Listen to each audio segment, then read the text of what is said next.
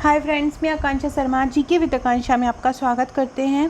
MPPSC mains class में आज हम चौथी क्लास पढ़ने वाले हैं। इसके पहले हम मध्य प्रदेश इतिहास की 2 क्लास, एक प्राचीन इतिहास की क्लास पढ़ चुके हैं। आज भी प्राचीन इतिहास, कल हमने 5 नंबर के क्वेश्चन पढ़े थे। आज हम उसी टॉपिक से, जो हमारा प्राचीन इतिहास का स्टार्टिंग का टॉपिक है पाषाण काल और हड़प्पा, उससे संबंधित 3 नंबर के प्रश्न पढ़ेंगे। और इसकी जो प्लेलिस्ट है, इसके पूरे वीडियोस आपको एक जगह पे मिल जाएंगे। एमपीपीएससी मेंस क्लास करके मैंने एक प्लेलिस्ट बना दी है, उसकी लिंक भी डिस्क्रिप्शन बॉक्स में डाल दी है, आप ज्वाइन कर लीजिएगा। WhatsApp, Telegram, Facebook, Insta, Twitter की लिंक भी मिली है, वो भी ज्वाइन कर लीजिएगा। तो चलिए स्टार्ट करते हैं। ये जो 3 मार्कर 300 प्राचीन इतिहास के ये 300 प्रश्नों का संग्रह है। अगर आपने मेरा मेंस का पैकेज लिया होगा, जो 41 बुकलेट का है, तो आपको ये बुकलेट मिली होगी। और अगर आप लेना चाहते हैं तो आप मुझे जो ये नंबर जो दिया हुआ है, इस नंबर पर आप मुझे व्हाट्सएप कर सकते हैं, या 2 बजे के बाद आप मुझे फ़ोन कर सकते हैं। आपको सारी जानकारी उपलब्ध हो जाएगी। पूरे मेंस के नोट्स में आपको टोटल 41 बुकलेट मिलती हैं। आगे और भी जानकारी हम आगे पढ़ते पढ़ते सुनेंगे। तो चलिए स्टार्ट करते हैं। ये 3 मार्कर सीरीज़ है। सबसे पहला है पुरापाषाण युग। देखिए, ये एक उसी तरह की बुकलेट में मैंने लिखा हुआ है जैसे कि आपको एग्ज़ाम में मिलती है, किस तरीके से लिखना है। जैसे कि मैंने तो ये 4 लाइनों में लिख दिया, इतना आपको नहीं लिखना। मैं 3 लाइनों में इसलिए लिख देती हूँ ताकि एक कोई पॉइंट आप भूल जाओ तो कम से कम वहाँ पे 2 पॉइंट आप एटलीस्ट लिख के ही आओ। पुरापाषाण युग। पुरापाषाण युग मतलब प्राचीन पत्थर का युग। 3 लाख वर्ष ईसा पूर्व से 8000 ईसा पूर्व तक इसका पुरापाषाण युग का समय था। इस युग में मानव जाति के पूर्वजों ने भारतीय उपमहाद्वीप में रहना शुरू कर दिया था। जो मानव जाति का पूर्वज है वो भारतीय उपमहाद्वीप में रहने लगा था। किस युग में? पुरापाषाण युग में। तो पुरापाषाण युग का सबसे मेन जो पॉइंट है, वो उसका जो समय कब से कब तक था, वो आपको मेन ध्यान रखना है, मेन आपको वहाँ पर लिखना है। अगर आप पॉइंट में कोई आंसर ऐसा लग रहा है कि इसको पॉइंट में लिखना ज़रूरी नहीं है, तो वो आप पॉइंट में नहीं लिखना। जैसे कि एक डेफिनेशन आई थी एक बार, खाद्य प्रसंस्करण क्या है, तो खाद्य प्रसंस्करण को हम पॉइंट में नहीं लिख सकते हैं, तो आपने सीधे सीधे एक लाइन में उसका आंसर लिख देना है। लेकिन जहाँ आप लिख सकते हैं तो पॉइंट में क्या होता है ना कि ये देखिए नंबर्स ये इस प्रकार से चेक हो जाते हैं और पॉइंट में, और सामने वाला आपको फुल मार्क्स दे देगा। इस प्रकार से होता है। तो इस प्रकार से आप ये लिख सकते हैं। पुरापाषाण युग, प्राचीन पत्थर का युग, कब से कब तक? 3 लाख वर्ष ईसा पूर्व से 8000 ईसा पूर्व तक। इस युग में मानव जाति के पूर्वजों ने भारतीय उपमहाद्वीप में रहना शुरू कर दिया था। दूसरा है माइक्रोलिथ। माइक्रोलिथ क्या होता है? माइक्रोलिथ मतलब छोटे पत्थर का एक उपकरण। माइक्रो मतलब क्या होता है? छोटा। लिथ मतलब होता है पत्थर, चट्टान। तो छोटे पत्थर का उपकरण क्या कहलाता है? माइक्रोलिथ। इसको चकमक पत्थर या चीर से बना होता है। किससे बना होता है? ये चकमक पत्थर या चीर से बना होता है। 35,000 से लगभग 30,000 साल पहले तक ये बनाए जाते थे। 35,000 से 3,000 साल पहले तक, 30,000 साल पहले तक ये जो इस प्रकार के जो उपकरण हैं बनाए जाते थे। कौन से? माइक्रोलिथ। इनको छोटे पत्थर के उपकरण बोलते हैं। अगला है नवपाषाण युग। नवपाषाण युग क्या होता है? सबसे तीसरा या अंतिम पाषाण युग। तीसरा पुरापाषाण युग, मध्य पाषाण युग और नवपाषाण युग। इस प्रकार से 3 पाषाण काल में बांटा गया है पाषाण काल को। तो जो नवपाषाण युग था वो तीसरा या अंतिम पाषाण युग था। 4000 ईसा पूर्व से 1800 ईसा पूर्व इसका समय था।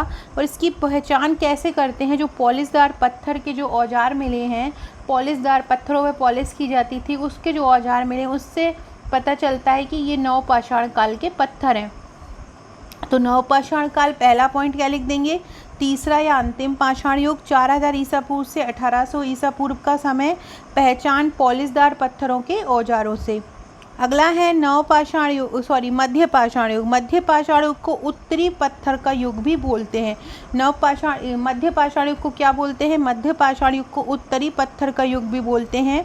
8000 ईसा पूर्व से 4000 ईसा पूर्व इसका समय था और इसकी विशेषता थी आग का आविष्कार। अगला है ताम्रपाषाण युग। ताम्रपाषाण युग को कैल्कोलिथिक युग भी बोला जाता है। ताम्रपाषाण युग को क्या बोलते हैं? कैल्कोलिथिक युग भी बोला जाता है। 1800 ईसा पूर्व से 800 ईसा पूर्व तक इसका समय था। ताम्रपाषाण युग को क्या बोला जाता है? आपको ये भी बोल सकते हैं कैल्कोलिथिक युग के बारे में लिखो, है ना। कैल्कोलिथिक युग भी 3 नंबर में दे सकते हैं।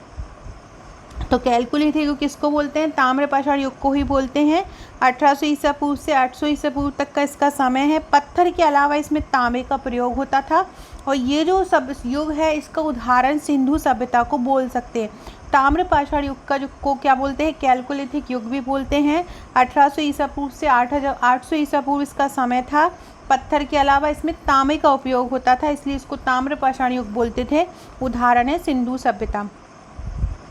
फ्रेंड्स, ये इस प्रकार की जो बुकलेट है 3 नंबर की आपको मेरे मेंस का जो पैकेज मिलेगा 41 बुकलेट का, उसमें 12 बुकलेट आपको 3 नंबर की इसी प्रकार के मिलेंगी जो हर सब्जेक्ट की रहेंगी। बाकी 29 बुकलेट आपको 5 नंबर और 11 नंबर की मिलेगी। पूरा का पूरा इसमें सिलेबस हैंड रिटन प्रश्नोत्तर श्रृंखला में कवर रहेगा। टॉपिक वाइज प्रश्नोत्तर बनाए गए हैं, कुछ टॉपिक से कैसे प्रश्न आ सकते हैं। इसके अलावा आपको इसके साथ हम 25 व्हाट्सएप के ग्रुप भी देते हैं। इन 25 व्हाट्सएप के ग्रुप में भी आपकी तैयारी कराई जाती है, आंसर राइटिंग प्रैक्टिस कराई। 10 जुलाई से यहाँ पर एक आंसर राइटिंग प्रोग्राम भी स्टार्ट करने वाले हैं।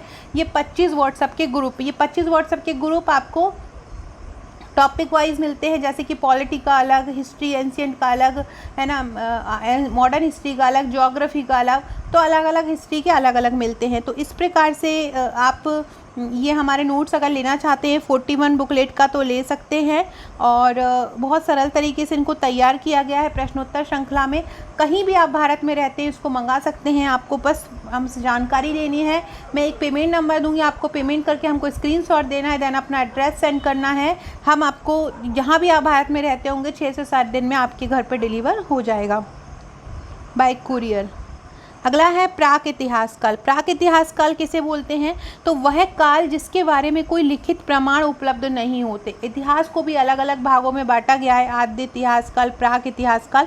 तो प्राक इतिहास काल वो होता है जिसके बारे में हमको कोई जानकारी प्राप्त नहीं होती, जिस काल के बारे में कोई लिखित प्रमाण, मतलब जानकारी तो मिलती है लेकिन लिखित जानकारी प्राप्त नहीं होती। तो प्राक ऐतिहासिक काल वह काल होता है जिसके बारे में हमें कोई लिखित जानकारी उपलब्ध नहीं होती। अगला है प्रथम मानव जीवाश्म प्रमाण। अफ्रीका को मानव जाति का पालना कहते हैं। किसको बोलते हैं, अफ्रीका को। भूगर्भ शास्त्रियों को पूर्वी अफ्रीका के हादार, लितोली आदि स्थानों से मानव कंकाल मिले हैं। तो प्रथम मानव जीवाश्म प्रमाण कहाँ पे मिले हैं, अफ्रीका में। भूगर्भ शास्त्रियों को पूर्वी अफ्रीका के हादार, लितोली आदि स्थानों से मानव कंकाल मिले हैं। अगला है हथनोरा। 1982 के लगभग नर्मदा घाटी के हथनोरा में एक जीवाश्म की खोज हुई। यह भारतीय उपमहाद्वीप में प्राप्त प्रथम प्रमाण है। इस प्रकार से हम इसको, क्योंकि पॉइंट में नहीं लिख सकते तो हमने इसको लाइन में लिख दिया है।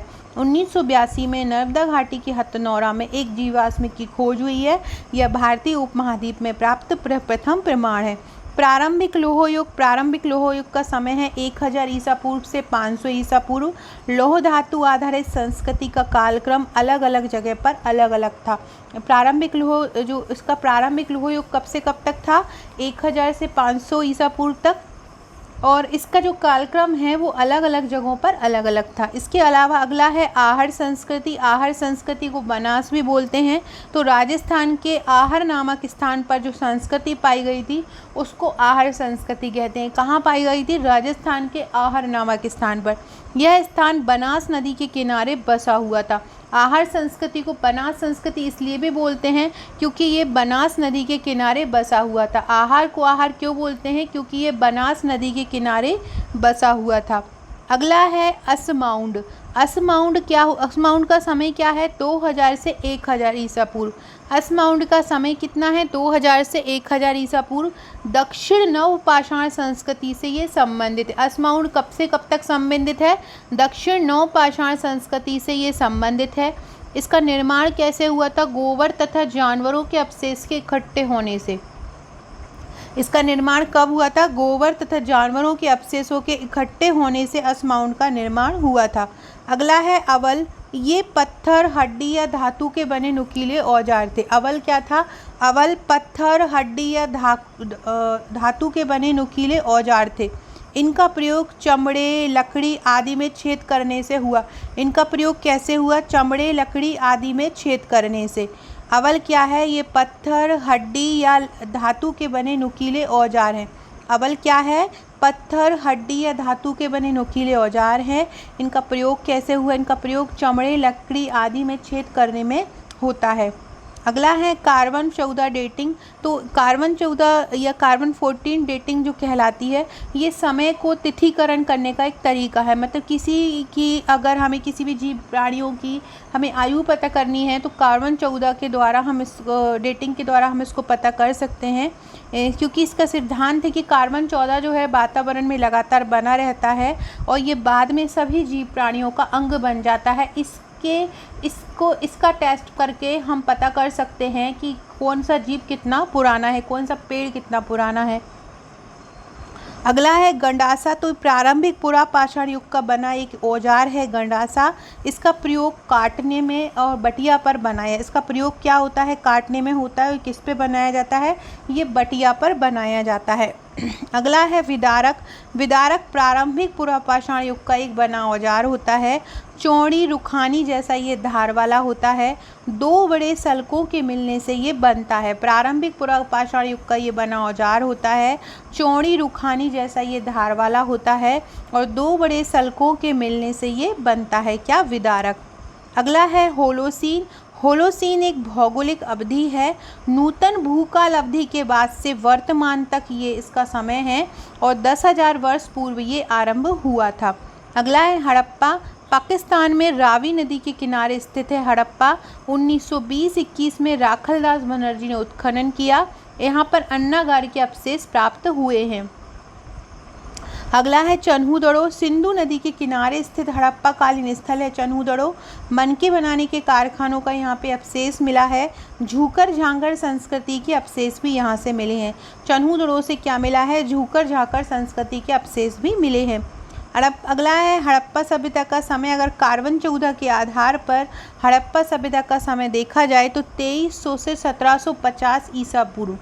हड़प्पा सभ्यता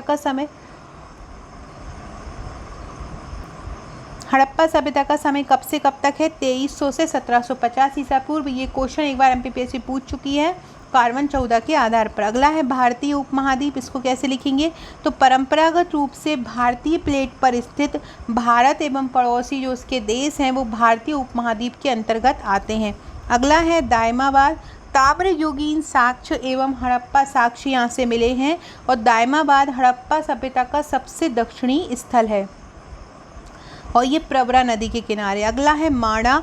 मांडा जो है हड़प्पा सभ्यता का सबसे उत्तरी स्थल है। मैंने जब कल 5 नंबर वाला करा रही थी तब मैंने आपको उसका विस्तार बताया था पूरा। चिनाब नदी के तट पर जम्मू कश्मीर में है। जेपी जोशी ने इसका उत्खनन किया। आप इसको इस तरह से ये फ्लो चार्ट, ये माइंड मैप होता है। इससे आपको क्या होता है? ध्यान में रह जाता है एग्ज़ाम हॉल में कि किस प्रकार से हम आंसर लिख सकते हैं। अगला है Charles Manson. British east India company का सिपाही जिसने 1826 ईस्वी में हड़प्पा टीले की सबसे पहले जानकारी दी थी, वो कौन थे? चार्ल्स मैनसन थे। अगला है प्रथम नगरीकरण। तो भारतीय उपमहाद्वीप में हड़प्पा सभ्यता को शहरी सभ्यता माना जाता था और इसे ही प्रथम नगरीकरण कहा। किसको कहा? हड़प्पा सभ्यता को। अगला है आलमगीरपुर। तो हड़प्पा सभ्यता की जो पूर्वी सीमा है वो आलमगीरपुर है। गंगा यमुना दोआब में स्थित हड़प्पा सभ्यता का ये स्थल है। उत्तर प्रदेश के मेरठ में हिंडन नदी के किनारे ये स्थित है। अगला है जॉन मार्शल। तो प्रसिद्ध पुरातत्व शास्त्री हैं जॉन मार्शल। 1920-21 में इन्होंने हड़प्पा सभ्यता की खोज की थी। 1920-28 के बीच भारतीय पुरातत्व सर्वेक्षण के ये महानिदेशक भी बने थे। कौन? जॉन मार्शल भारतीय पुरातत्व सर्वेक्षण के निदेशक भी बने थे। सो फ्रेंड्स, ये थे हमारे आज के क्वेश्चन। इसी प्रकार के और क्वेश्चन के लिए चैनल को फॉलो कीजिएगा, सब्सक्राइब कीजिएगा, लाइक कीजिएगा, कमेंट कीजिएगा। फ्रेंड्स, ये एमपीपीएससी मेंस का पैकेज है। टोटल 41 बुकलेट इस प्रकार से नोट्स आपको दिख रहे हैं। मैं पढ़ाई भी हूँ, आपको पढ़ा भी उसी से रही हूँ। पूरा का पूरा जो कोर्स हमारा एमपीपीएससी मेंस की क्लासेस चल रही है नोट्स से ही पढ़ा रही हूँ। इस प्रकार से आपको ये सभी बुकलेट आपको इस प्रकार से मिलेंगी। आप प्री के नोट्स भी ले सकते हैं साथ में। अगर आप प्री के नोट्स साथ में लेते हैं तो आपको और डिस्काउंट मिल जाता है। तो जल्द अगर आप बुकिंग करना चाहते हैं तो ये नंबर दिया हुआ है, आप यहाँ पे मुझे व्हाट्सअप करके ले सकते हैं। Okay friends, thank you.